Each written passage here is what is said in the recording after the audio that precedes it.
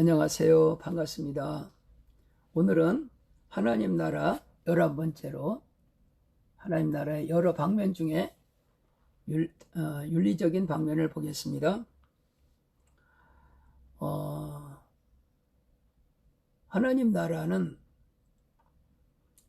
여러 방면들 중에 여러 방면이 있다고 그랬죠. 정치적인 방면, 군사적인 방면, 또 경제적인 방면, 그리고 생명의 방면, 오늘은 이제 윤리적인 방면입니다. 이런 방면들을 우리가 적응하고 또 우리가 살아갈 때 하나님 나라가 구체적으로 우리 가운데 실행되는 걸 볼 수가 있습니다. 그리고 하나님 나라를 살아갈 때 정말 부족함이 없는 삶이 전개되는 걸 경험하게 될 것입니다. 그러나 윤리적인 방면은 우리가 이탈하기 쉬운 그런 면이 있습니다. 기차가 좁은 레일을 타고 달려야만 기차는 제속력을 내고 달릴 수가 있습니다. 근데 그 기찻길이 좁다고 탈선하면 기차는 더 이상 달릴 수가 없지요. 우리도 똑같습니다. 윤리적인 방면은 어쩌면 우리에게 좁은 길일 수 있습니다.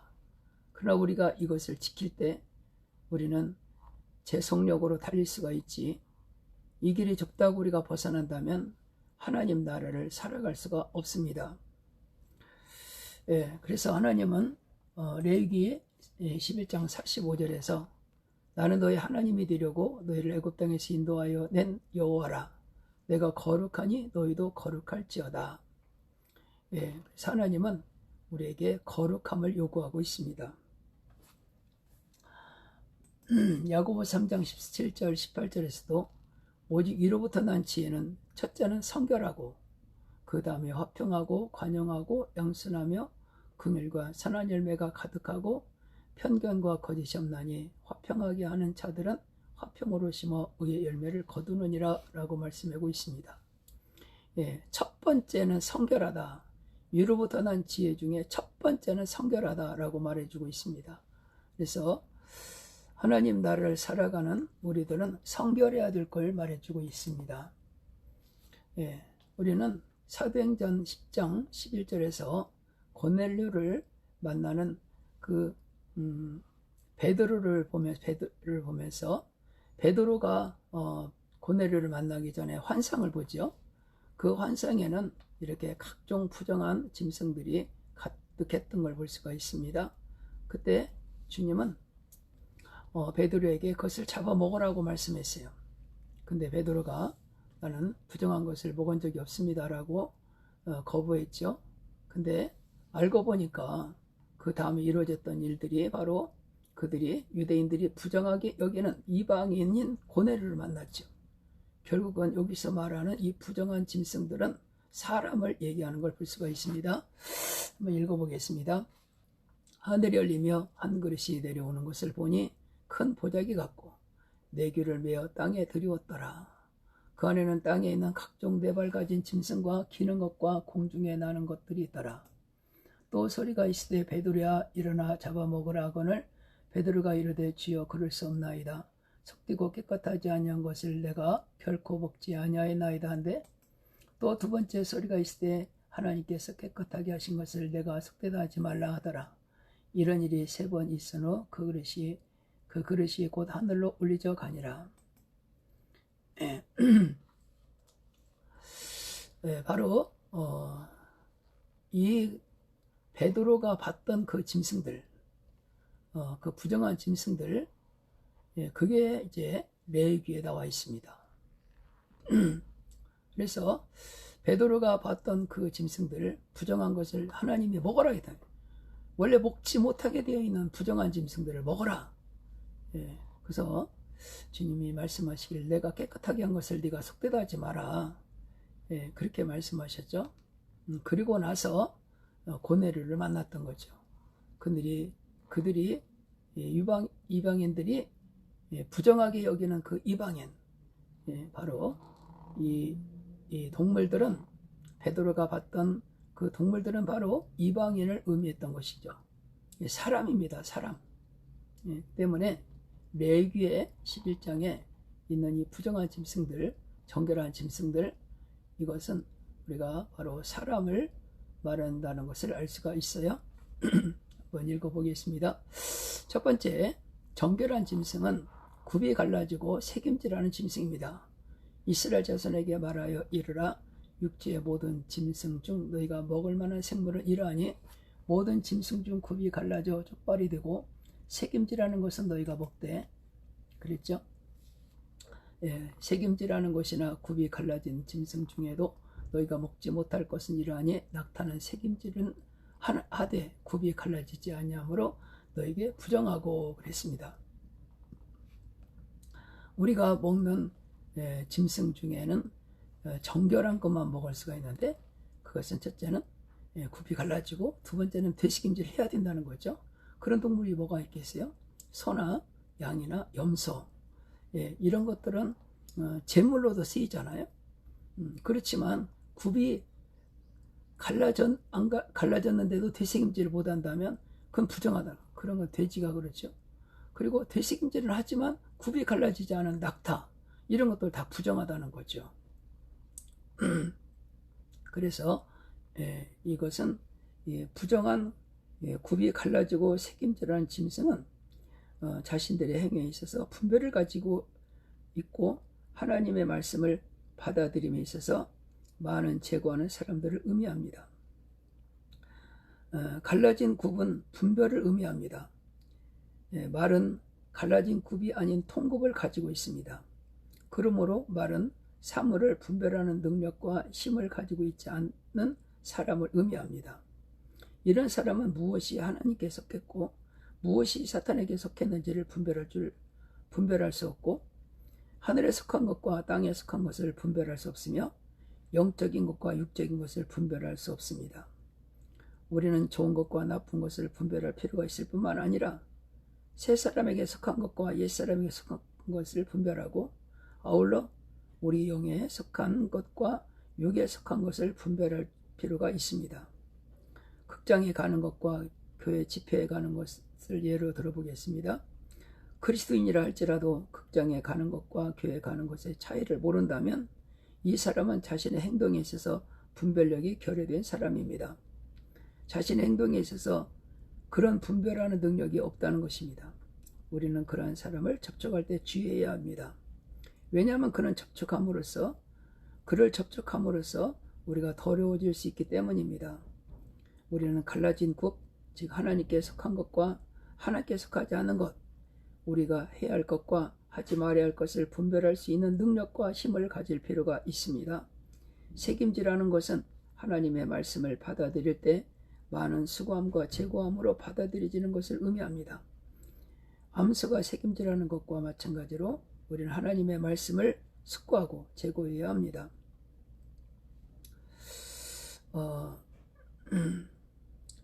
굽이 갈라져와 책임지라는 이러한 두 단어는 아주 의미심장합니다. 한편으로는 우리는 책임질할 필요가 있으며 말씀을 되풀이해서 시범으로 하나님의 말씀을 먹을 필요가 있습니다. 다른 한편으로는 우리는 완전한 분별력을 가지고 행할 필요가 있습니다. 그러나 오늘날 많은 사람들은 갈라진 굽을 가지고 있지 않거나 책임질하지 않습니다. 심지어 그들은 하나님의 말씀을 접촉하지도 않습니다. 우리는 갈라진 굽을 가지고 있지 않거나 책임질하지 않는 사람을 접촉해서는 안 됩니다. 우리는 그런 사람이 우리에게 영향을 주거나 작용하지 못하도록 그들을 피할 필요가 있습니다. 이번엔 이제 물고기를 보겠습니다. 물고기는 지느러미와 비늘이 있는 수중 생물입니다. 물에 있는 모든 것 중에서 너희가 먹을 만한 것은 이것이니, 강과 바다와 다른 물에 있는 모든 것 중에서 지느러미와 비늘이 있는 것은 먹되, 물에서 움직이는 모든 것과 물에서 사는 모든 것, 곧 강과 바다에 있는 것으로서 지느러미와 비늘이 없는 모든 것은 너에게 가증한 것이라. 그래서 물고기는 꼭 지느러미와 갑옷을 의미하는 비늘이 있어야 된다는 것입니다. 이것은 지느러미와 비늘이 있는 수중생물은 세상에서 자유롭게 움직이고 행할 수 있음과 동시에 세상의 영향에 저항할 수 있는 사람을 의미합니다. 지느러미는 물고기가 원하는 대로 물속에서 움직이고 활동할 수 있도록 도와줍니다. 물고기는 지느러미가 있기 때문에 조류를 거슬려 헤엄쳐 나갈 수가 있는 거죠. 그래서 살아있는 물고기는 이렇게 거친 물길을 헤치고 올라갈 수가 있는 겁니다. 그리고 비늘은 물고기를 보호하고 짠물에 사는 물고기들이 소금에 절여지지 않도록 지켜준다는 것입니다. 물고기는 소금에 절여지지 않고서 여러 해 동안 짠물에 살 수 있습니다. 왜냐하면 물고기들은 소금에 절여지지 않도록 지켜주는 비늘을 가지고 있기 때문입니다. 그러므로 지느러미는 고기가 움직이도록 힘을 주고 비늘은 소금에 절여지지 않도록 보호해 준다는 것입니다. 성경에서 바다는 타락하고 부패한 세상을 의미합니다. 오늘날 온 세상을 광활한 바다며 온 세상은 광활한 바다며 이 바다에 사는 많은 사람들은 지느러미나 비늘을 가지고 있지 않습니다. 그들은 세상에서 자유롭게 움직일 수 없으며 동시에 그 세상의 영향을 거부할 수가 없습니다. 그리스도 안에 믿는 이들인 우리는 지느러미와 비늘을 가져야 합니다. 그렇게 함으로써 우리는 세상으로 절여지지 않고 세상의 바다에서 자유롭게 움직이고 거기서 뛰쳐나올 수가 있습니다. 한편으로는 우리가 지느러미와 비늘을 가져야만 합니다. 한편으로는 우리는 지느러미와 비늘을 가지지 않는 사람을 접촉할 때 주의해야 합니다. 지느러미와 비늘을 가지지 않는 친구들, 이웃들, 심지어 친척까지도 주의를 해야 됩니다. 세 번째, 생명의 씨를 먹는 새. 새 중에 너희가 가증한 것은 가증 여길 것은 이것이라. 이것들이 가증한 즉 먹지 말지니 곧 독수리와 설교와 물수리와 말똥가리와 말똥가리의 종류와 까마귀의 종류와 타조와 타우마스와 갈매기와 새와 종류와 올빼미와 가마우지와 부엉이와 흰 올빼미와 사다새와 너새와 황새와 백로 종류와 오디새와 박쥐니라. 이런 것들은 다 부정한 새라는 거죠. 그러면 부정하지 않는 새는 어떤 새인가요? 그건 바로 씨앗을 먹는 새입니다. 씨앗을 먹는 새는 비둘기나 참새가 있겠죠. 그래서 비둘기는 하나님께 제물로 바쳐지기도 합니다. 왜 씨앗을 먹는 새는 정결할까요? 그 씨앗은 바로 하나님의 말씀을 의미하죠. 하나님의 말씀을 먹는 사람이 정결하다는 거죠. 우리는 늘 하나님의 말씀을 늘 먹어야 됩니다. 그래서 에베소 5장에 보면 말씀으로 깨끗하게 하사 거룩하게 하시고 이런 말씀 있죠. 우리가 하나님 말씀을 먹을 때 정결한 삶을 살 수가 있습니다. 네 번째로 뛰는 다리가 있는 곤충, 날개가 있고 네 발로 기어다니는 곤충은 너희가 혐오할 것이로되 다만 날개가 있고 네 발로 기어다니는 모든 곤충 중에 그 발에 뛰는 다리가 있어 땅에서 뛰어는 것은 너희가 먹을지니 곧 그 중에 메뚜기 종류와 배짱이 종류와 귀뚜라미 종류와 팥종이 종류는 너희가 먹으려니와 오직 날개가 있고 기어다니는 곤충은 다 너희에게 혐오한 것이니라. 그래서 뛰는 다리가 있는 곤충은 우리에게 정결합니다. 그러나 이런 다리가 없는 곤충들 많죠. 매미나 잠자리나 다 이런 거 뛰는 다리가 없습니다. 뛰는 것 중에서는 이렇게 배짱이, 귀뚜라미, 또 메뚜기, 이런 것들 있죠. 이 뛰는 다리는 이렇게 세상에서 유혹에서 뛰쳐나온다는 거죠. 우리가 유혹을 받을 때, 또 미혹이 있을 때, 더러운 것에 접촉하려고 할 때 우리는 거기서 뛰쳐나오는 다리가 있어야 됩니다. 그런 사람이 정결한 사람이죠. 자, 그 다음에 마지막으로 다섯 번째, 기어다니는 것과 배로 밀고 다니는 것이 있습니다. 기어다니는 것, 다리가 많은 거 있잖아요. 지네 같은 거, 아니면 배로 다니는 것, 뱀이나 아니면 지렁이. 하여간 여기서는 기어다니는 것과 배로 밀고 다니는 건 다 부정합니다. 그래서 땅에 기는 길 짐승 중에 내게 부정한 것은 이러하니 곧 두더지와 쥐와 큰 도마뱀 종류와 도마뱀 부치와 육지 악어와 도마뱀과 사막 도마뱀과 카멜레온이라. 예. 예, 이런 것들은 다 부정합니다. 그래서 레위기 25장 29절 30절에서 모든 기는 것 중 이것들은 내게 부정하니 그 죽음을 만지는 모든 자는 저녁까지 부정할 것이며 그랬어요. 예, 이런 것들 중에 이 기는 것들, 배를 땅에다 대고 기는 것들은 정결한 게 하나도 없습니다.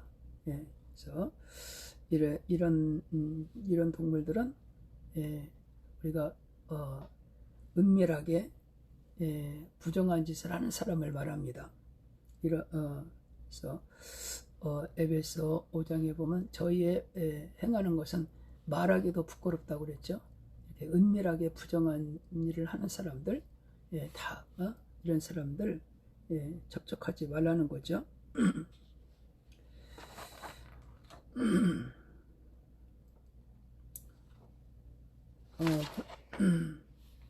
그 다음에 계시록 13장 1절에 보면 적그리스도가 나오죠.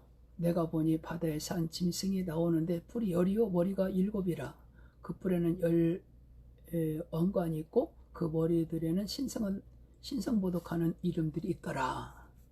예, 바다에서 한 짐승이 나와요. 예, 근데 이 짐승이 보세요. 뿔이 10이죠. 예, 머리가 7이죠. 예, 완전히 괴물이죠, 괴물. 그런데 이게 누구를 닮았어요? 계시록 12장 3절 보니까 하늘에 또 다른 이적이 보이니 보라 한 큰 붉은 용이 있어 머리가 7이요 뿔이 10이라. 그죠? 그 여러 머리에 7 왕관이 있는 똑같잖아요. 적그리스도가 이 붉은 용 마귀 사탄을 꼭 닮았어요. 그래서 적그리스도는 사단의 아들이요 사단의 왕자인 걸 볼 수가 있습니다. 그래서 에베소 4장 17절 20절에 보면 그러므로 내가 이것을 말하며 주 안에서 증언하노니 이제부터 너희는 이방인이 그 마음에 험한 것을 행함같이 행하지 말라. 그들의 총명이 어두워지고 그들 가운데 무지함과 그들의 마음이 굳어짐으로 말미암아 하나님의 생명에서 떠나 있도다. 그들이 감각 없는 자되어 자신을 방탕에 방림하여 모든 더러운 것을 욕심으로 행하되 오직 너희는 그리스도를 이같이 배우지 아니하였느니라. 예, 그렇습니다. 이방인들은 그리고 세상에 속한 사람들은 이렇게 더러운 걸 욕심으로 행합니다. 그러나 우리는 이 부정한 것에 가까이 가지도 말고 손대지도 말아야겠죠. 왜냐하면 하나님이 거룩하기 때문에 우리도 거룩해야 됩니다. 이것이 바로 하나님 나라를 살아가는 윤리적인 방면입니다. 고린도후서 6장 17에서 7장 1절에 보면 너희는 믿지 않는 자와 멍에를 함께하지 말라.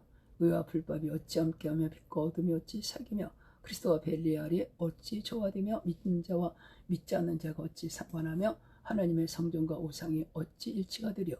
우리는 살아계신 하나님의 성전이라. 이같이 하나님께서 이르시되 내가 그들 가운데 거하며 두루 행하여 나는 그들의 하나님이 되고 그들은 나의 백성이 되리라. 그러므로 너희는 그들 중에 나와서 따로 있고 부정한 것을 만지지 말라. 내가 너희를 영접하여 너희에게 아버지가 되고 너희는 내게 자녀가 되리라. 전능하신 주의 말씀이라 하셨느니라. 그렇습니다. 하나님이 거룩하니 우리도 거룩해야 됩니다. 우리는 모든 부정한 것을 만지지 말아야 됩니다. 그리고 하나님의 말씀을 늘 먹고 늘 우리가 묵상하고 되새김질하면서 늘 우리를 깨끗하게 거룩하게 보존해야 될 것입니다. 왜냐하면 우리는 하나님의 거하시는 성전이기 때문입니다. 오늘도 우리 거룩한 하루가 되시고 늘 우리의 거룩함을 유지해가는 우리 모두가 되시기 바랍니다. 감사합니다.